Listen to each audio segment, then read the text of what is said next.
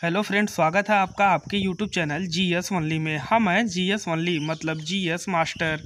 इस चैनल पर रोज़ आपको जीएस जीके की एक वीडियो प्रोवाइड कराई जाती हैं आगामी परीक्षाओं को देखते हुए, ताकि एग्ज़ाम में जीएस जीके पोर्शन से आपका कोई भी प्रश्न ना छूटे। जीएस ओनली का है एकमात्र सपना, हर घर में हो सरकारी नौकरी अपना। आज हम पढ़ेंगे पंचायती राज व सामुदायिक विकास के सभी मुख्य और आज तक विभिन्न परीक्षाओं में पूछे हुए प्रश्न। तो चलिए शुरू करते हैं, बढ़ते हैं अपने पहले प्रश्न की ओर। क्वेश्चन नंबर पहला देखिएगा, निम्नलिखित में से कौन पंचायतों की संरचना के बाबत उपबंध करने को अधिकृत है।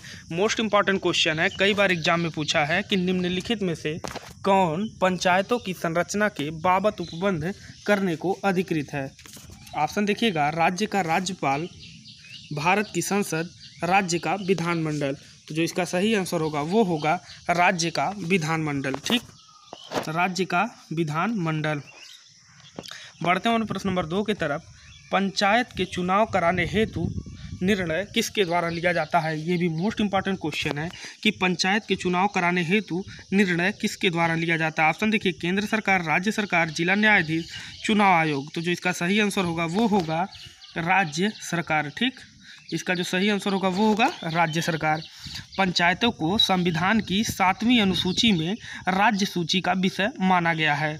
इसके गठन और चुनाव कराने का अधिकार राज्य को ही है, इसलिए इसका जो सही आंसर होगा वो होगा राज्य सरकार। बढ़ते हैं प्रश्न नंबर 3 की तरफ। पंचायती राज विषय है, मोस्ट इंपॉर्टेंट क्वेश्चन है कि पंचायती राज विषय है। ऑप्शन देखिए, समवर्ती सूची पर, राज्य की सूची पर, केंद्र की सूची पर, इनमें से कोई नहीं।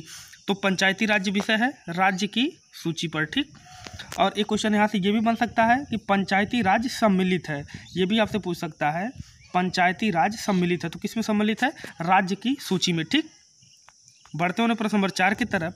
पंचायत चुनाव होते हैं, ये भी मोस्ट इंपॉर्टेंट क्वेश्चन है, कई बार पूछा है कि पंचायत चुनाव होते हैं। ऑप्शन देखिए, प्रत्येक 5 वर्ष में, प्रत्येक 6 वर्ष में, प्रत्येक 4 वर्ष में, इनमें से कोई नहीं। तो पंचायत चुनाव होते हैं प्रत्येक 5 वर्ष में। ठीक, बढ़ते हुए प्रश्न नंबर 5 की तरफ। भारत के संविधान में पंचायतों तथा नगर पालिकाओं से संबंध 73वें व 74वें संवैधानिक संशोधन जब हुए उस समय भारत के प्रधानमंत्री कौन थे। मोस्ट इंपॉर्टेंट क्वेश्चन है, पूछता है कि नगर पंचायत और नगर पालिकाओं से संबंधित 73वें और 74वें संवैधानिक संशोधन जब हुआ था तो उस समय भारत का प्रधानमंत्री कौन था। ऑप्शन देखिए, इंदिरा गांधी, राजीव गांधी, पीवी नरसिंह राव, वीपी सिंह। तो जिसका सही ऑप्शन है वो होगा पीवी नरसिंह राव। ठीक, देखिए एक चीज़ यहाँ से हमें ये भी पता चल गया क्वेश्चन से, जो पंचायत का संशोधन था वो 73वां था और नगर पालिकाओं से संबंधित था वो 74वां संवैधानिक संशोधन था। ठीक, उस समय प्रधानमंत्री कौन थे भारत के, तो पीवी नरसिंह राव थे। ठीक, क्वेश्चन नंबर 6वां देखिएगा, ये भी मोस्ट इंपॉर्टेंट क्वेश्चन है कि भारत में महिलाओं के लिए ग्राम पंचायत में 30% स्थान आरक्षित किया गया, किस संविधान संशोधन के अंतर्गत। मोस्ट इंपॉर्टेंट क्वेश्चन है, कई बार पूछा है कि भारत में महिलाओं के लिए ग्राम पंचायत में 30% स्थान आरक्षित किया गया, किस संविधान संशोधन के अंतर्गत।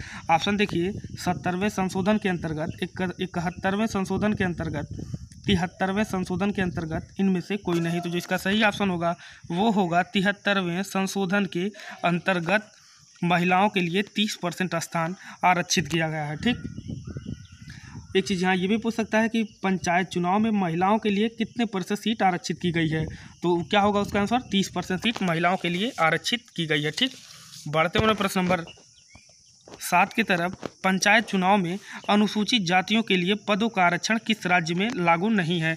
ये भी मोस्ट इंपॉर्टेंट क्वेश्चन है कि पंचायत चुनाव में अनुसूचित जातियों के लिए पदों का आरक्षण किस राज्य में लागू नहीं है। ऑप्शन देखिए, उत्तर प्रदेश, अरुणाचल प्रदेश, असम, कर्नाटक। तो जो इसका सही आंसर होगा वो होगा अरुणाचल प्रदेश। अरुणाचल प्रदेश में अनुसूचित जनजातियों के लिए पदों का आरक्षण लागू नहीं है। अब क्यों नहीं लागू है ये भी जान लीजिए, क्योंकि जब जनगणना 2011 में हुआ था उसके अनुसार अरुणाचल प्रदेश में अनुसूचित जातियों की जनसंख्या नहीं पाई गई थी, इसलिए पंचायत चुनाव में अनुसूचित जातियों के लिए पदों का आरक्षण अरुणाचल प्रदेश में लागू नहीं होता है। ठीक, बढ़ते हुए प्रश्न नंबर 8 की तरफ। पंचायती राज्य व्यवस्था का मूल उद्देश्य क्या है। ये भी मोस्ट इंपॉर्टेंट क्वेश्चन है कि पंचायती राज्य व्यवस्था का मूल उद्देश्य क्या है। विकास में जन भागीदारी, राजनीतिक जवाबदेही, लोकतांत्रिक विकेंद्रीकरण और वित्तीय संग्रहण। तो जो इसका सही आंसर होगा वो होगा विकास में जन भागीदारी। ठीक, बिल्कुल ना भूलिएगा और नोट्स आप लोग जरूर बना लीजिएगा, नहीं तो आप वीडियो एक बार नहीं 1000 बार देखिए, आप भूल जाएंगे। जब भी आपसे पूछे पंचायती राज व्यवस्था का मूल उद्देश्य क्या सुनिश्चित करता है, तो विकास में जन भागीदारी। ठीक, बढ़ते हुए प्रश्न नंबर 9 की तरफ, ग्राम सभा का अभिप्राय है। ये भी मोस्ट इंपॉर्टेंट क्वेश्चन है, थोड़ा सा कन्फ्यूजन है लेकिन मैं आपको समझा रहा हूँ। 9वां क्वेश्चन देखिए, ग्राम सभा का अभिप्राय है। ऑप्शन देखिए, एक पंचायत को लोग, जिला अधिकारी से अभिसूचित लोग, ग्राम स्तर के पंचायत के निर्वाचक नामावली में पंजीकृत लोग, इनमें से कोई नहीं। तो जो इसका सही ऑप्शन होगा वो होगा ग्राम स्तर के पंचायत में निर्वाचक नामावली में पंजीकृत लोग। ठीक, बढ़ते हुए प्रश्न नंबर 10 की तरफ, मनरेगा कार्यक्रम निम्नलिखित में से भारतीय संविधान के किस अनुच्छेद को लागू करने हेतु लाया गया। यह भी मोस्ट इंपॉर्टेंट क्वेश्चन है, कई बार पूछा गया है। फिर से रिपीट कर रहा हूं कि मनरेगा कार्यक्रम निम्नलिखित में से भारतीय संविधान के किस अनुच्छेद को लागू करने हेतु लाया गया है। इसका जो सही ऑप्शन होगा वो होगा अनुच्छेद 43 के तहत। ठीक, थोड़ा सा ब्रीफ में जानिए। भारतीय संविधान के तहत भाग 4 में राज्य के नीति निर्देशक तत्वों के अंतर्गत अनुच्छेद 43 में कहा गया है कि राज्य उपयुक्त विधान या आर्थिक संगठन द्वारा या किसी अन्य रीति से कृषि के उद्योग या अन्य प्रकार के सभी कर्मकारों को काम निर्वाह मजदूरी शिष्ट जीवन स्तर प्रदान करने का प्रयास करेगा। मनरेगा राज्य के इसी संवैधानिक लक्ष्य की पूर्ति की दिशा में एक कार्यक्रम है। ठीक, बढ़ते हुए प्रश्न नंबर 11 की तरफ, सफलतापूर्वक कार्य हेतु पंचायती राज को पूरे सहयोग की जरूरत पड़ती है।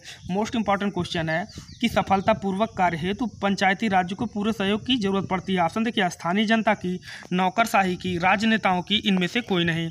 तो इसका जो सही आंसर होगा वो होगा स्थानीय जनता की। बिना स्थानीय जनता के सफलतापूर्वक कार्य हेतु पंचायती राज के बिना सहयोग के कुछ नहीं हो सकता है पंचायती राज में। ठीक, तो स्थानीय जनता का यहाँ जरूरत पड़ेगा आपको। बढ़ते हैं प्रश्न नंबर 12 में, भारत में त्रिस्तरीय पंचायती राज व्यवस्था की सिफारिश की थी। ये भी मोस्ट इंपॉर्टेंट क्वेश्चन है कि भारत में त्रिस्तरीय पंचायती राज व्यवस्था की सिफारिश किसने की थी। ऑप्शन देखिए, अशोक मेहता समिति, बलवंत राय मेहता समिति ने, यमल सिंघवी समिति ने, नन। तो इसका जो सही आंसर होगा वो होगा बलवंत राय मेहता समिति ने। इन्होंने ही त्रिस्तरीय पंचायती राज्य व्यवस्था की सिफारिश की थी। ठीक, अब एक चीज थोड़ा ब्रीफ में जानिए। भारत में त्रिस्तरीय राज्य व्यवस्था स्थापना की सिफारिश बलवंत राय मेहता समिति 1957 में की थी। बलवंत राय मेहता समिति ने, अब आपसे ये भी पूछ सकता है कि बलवंत राय मेहता समिति ने किस प्रकार की पंचायती राज व्यवस्था की अनुशंसा की थी। तो ये होगा त्रिस्तरीय की। ठीक, बढ़ते हुए प्रश्न नंबर 13 की तरफ, निम्न राज्यों में से किसमें बलवंत राय मेहता समिति की सिफारिशों के अनुसार पंचायती राज व्यवस्था सर्वप्रथम स्थापित की गई थी। मोस्ट इंपॉर्टेंट क्वेश्चन है कि निम्न राज्यों में से किसमें बलवंत राय मेहता समिति की सिफारिशों के अनुसार पंचायती राज व्यवस्था सर्वप्रथम स्थापित की गई थी। ऑप्शन देखिए, उत्तर प्रदेश, राजस्थान, आंध्र प्रदेश, तेलंगाना। तो जिसका सही आंसर होगा वो क्या होगा, राजस्थान। ठीक, तो बलवंत राय मेहता समिति की सिफारिश के अनुसार पंचायती राज व्यवस्था सर्वप्रथम कहाँ पे स्थापित की गई थी, राजस्थान में। बढ़ते हुए प्रश्न नंबर 14 की तरफ, भारत में पंचायती राज व्यवस्था का शिल्पी किसे कहा जाता है। यह भी मोस्ट इंपॉर्टेंट क्वेश्चन है कि भारत में पंचायती राज व्यवस्था का शिल्पी किसे कहा जाता है। शिल्पी, शिल्पकार किसे कहा जाता है। ऑप्शन देखिए, आचार्य नरेंद्र देव, BR मेहता, यम लाल, इनमें से कोई नहीं। अब यहाँ देखिए BR मेहता। ठीक, तो जो इसका सही आंसर होगा वो होगा BR मेहता। अब यहाँ BR मेहता का क्या मतलब हो गया, बलवंत राय। ठीक, बलवंत राय मेहता। ठीक, तो भारत में पंचायती राज व्यवस्था का शिल्पी किसे कहा जाता है, BR मेहता, यानी बलवंत राय मेहता को। बढ़ते हुए प्रश्न नंबर 15 की तरफ, भारत में पंचायती राज व्यवस्था लागू करने वाला दूसरा राज्य कौन सा है। यह भी मोस्ट इंपॉर्टेंट क्वेश्चन है कि भारत में पंचायती राज व्यवस्था लागू करने वाला दूसरा राज्य कौन सा है। ऑप्शन देखिए, कर्नाटक, गुजरात, आंध्र प्रदेश, दिल्ली। तो जो इसका सही आंसर होगा वो होगा आंध्र प्रदेश। ठीक, अब यहाँ एक क्वेश्चन और बनता है आपसे, अभी मैं ऊपर बताया हूँ कि भारत में पंचायती राज व्यवस्था करने वाला पहला राज्य कौन सा था लागू करने वाला, तो वो था राजस्थान। दूसरा राज्य कौन सा है, तो वो है आंध्र प्रदेश। ठीक, बढ़ते हैं प्रश्न नंबर 16 की तरफ। अक्टूबर 1959 में पंचायत राज्य भारत में सर्वप्रथम आरंभ किया गया था। कहाँ, राजस्थान। केरल, कर्नाटक, इनमें से कोई नहीं। तो जो इसका सही ऑप्शन होगा वो होगा राजस्थान। ठीक, तो अक्टूबर 1959 में पंचायत राज्य भारत में सर्वप्रथम कहाँ आरंभ किया गया था? तो राजस्थान में। ठीक, बढ़ते हैं प्रश्न नंबर 17 की तरफ। प्रथम पंचायती राज व्यवस्था का उद्घाटन पंडित जवाहरलाल नेहरू ने 2 अक्टूबर 1959 को किया गया था।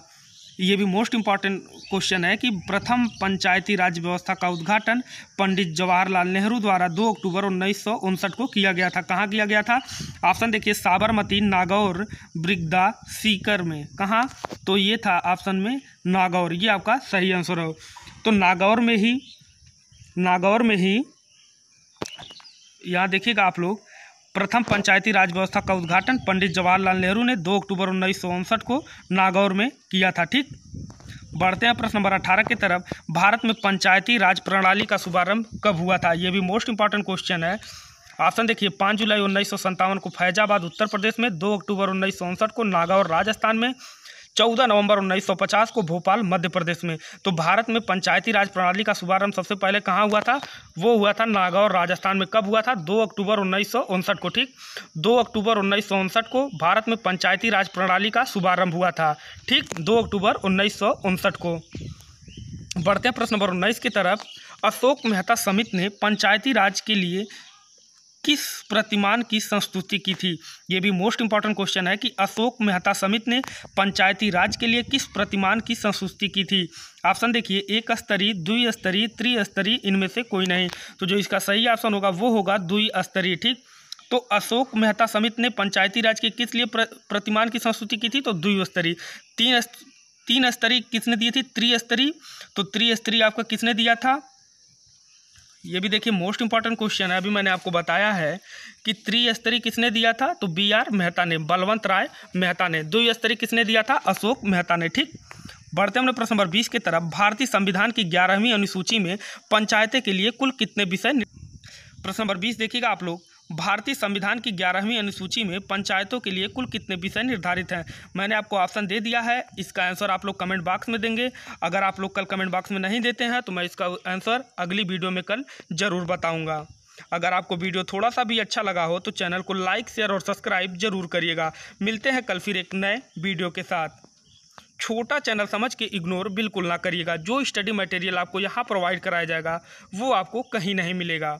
सभी वीडियो को आगामी परीक्षाओं को देखते हुए तैयार किया जा रहा है। Daily 1 video question from direct exam. Please like, share and subscribe. Press bell icon for video update.